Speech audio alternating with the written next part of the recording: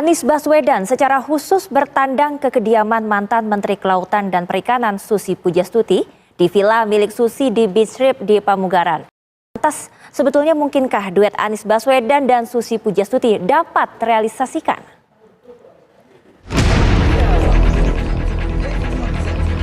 Awal pekan ini bakal calon presiden Koalisi Perubahan untuk Persatuan Anies Baswedan berkunjung ke Pangandaran, Jawa Barat. Kedatangan Anies diketahui untuk melakukan pengukuhan simpul relawan Anies Baswedan di Parigi, Pangandaran, Jawa Barat. Namun sepertinya kunjungan Anies di Pangandaran memiliki makna tersendiri. Anies Baswedan secara khusus bertandang ke kediaman mantan Menteri Kelautan dan Perikanan Susi Pujiastuti di villa milik Susi di Beach Trip Pamugaran. Saya kira pertemuan itu pertemuan silaturahmi biasa ya.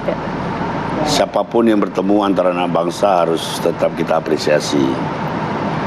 Nah, mereka memang bersahabat, selain sama-sama pernah di kabinet Jokowi Jilid 1, ini dua orang ini kan punya cara berpikir yang kelihatannya agak revolusioner ya.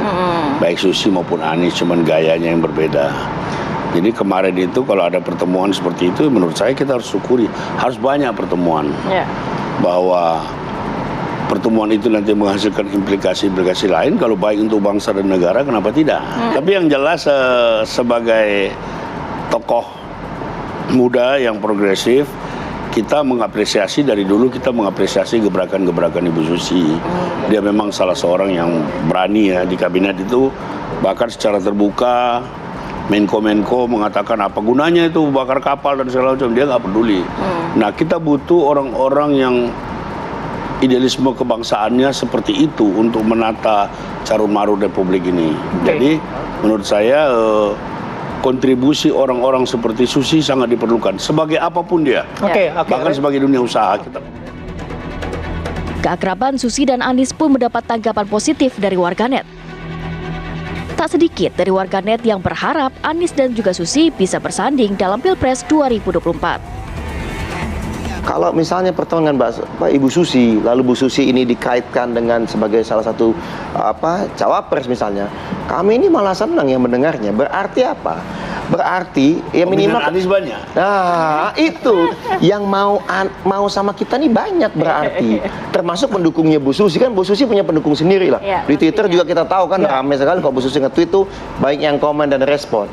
Nah, sehingga bagaimanapun kita bisa melihat, oh berarti pendukungnya Bu Susi pun ingin nih Bu Susi gabung bersama kita ya Pak. Urusan cawapres sudah tuntas, mandat sudah di Mas Anies, kita sudah punya piagam, ada kriteria di situ.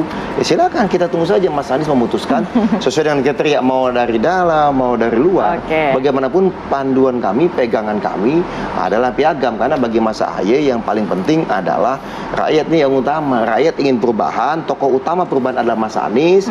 Salah wakil, kami sudah bersepakat bertiga dan Mas Anies berempat jadinya kan, dengan 4 pihak ini ada 5 kriteria, ditambah lagi oleh Mas Anies kriteria 0. Bagus ini kriteria 0. Sebenarnya kriteria 0 ini bukan tambahan kriteria ya. Tapi ini sama sebenarnya, penegasan aja, karena di kriteria pertama kan punya kontribusi terhadap pemenangan. Satu punya kemenangan itu konteksnya, satu punya elektabilitas, kedua tidak punya kerentanan politik. Nah, kerentanan politik ini bisa juga diartikan sebagai ya bebas dari masalah hukum salah satunya. Lantas, mungkinkah duet Anies Baswedan dan Susi Pujiastuti dapat terrealisasikan?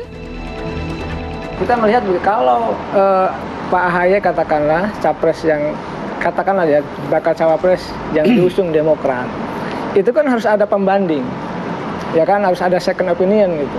Nah, kenapa ya pembanding itu ya banyak, misalkan ada Yani Wahid katakanlah ya kan yang muncul, ada Bu Khofifah, ya termasuk Bu Susi, dan itu bagus. Dalam konteks uji publik nanti kan kelihatan, ya kan, misalkan mana dibanding-banding di antara kedua tokoh itu misalkan, atau ketiga tokoh, kalau 4 tokoh dengan Bu Yani Wahid misalkan. Nah, ini kan akan kelihatan, jadi publik bisa melihat kualitas, katakanlah dari 4 yang muncul itu. Itu penting, kenapa? Karena cawapres itu bukan hanya sekedar tadi bagaimana dia kader partai atau ketua umum partai, ataupun misalkan memiliki elektabilitas, ya kan, tetapi juga penting diuji oleh publik terkait dengan latar belakangnya, prestasinya, jejaknya, itu penting. Jadi kemarin Pak Anies ketemu Bu Susi dalam rangka itu? Yang kedua, saya lihat begini, kan ada persyaratan Pak Anies kan, ini 5+ kan, yang 5+ itu kan persyaratan 5 yang sudah publis oleh Pak Anies sudah lama itu, dan Plusnya terakhir kemarin, yaitu apa? Tidak berkasus atau tidak masalah dan berani. Nah kalau kita baca Bu Susi, kan dia memang dianggap, mohon maaf, punya masalah nggak kan gitu. Kalau dia tidak punya masalah, ya oke lah masuk kriteria. Maksudnya misalkan. masalah catatan hukum gitu ya? Ya, lalu pemberani, ya Bu Susi kata Bang. Susi super berani. Nah, Bang Nasdem berani. Nah, kalau kita mengikuti kriteria yang disampaikan Pak Anies 5 plus itu ya, 5 plus 1 itu ya masuk kriteria kalau menurut saya. Tetapi catatan saya, di mana misalkan elektabilitasnya. Tim TV One mengabarkan.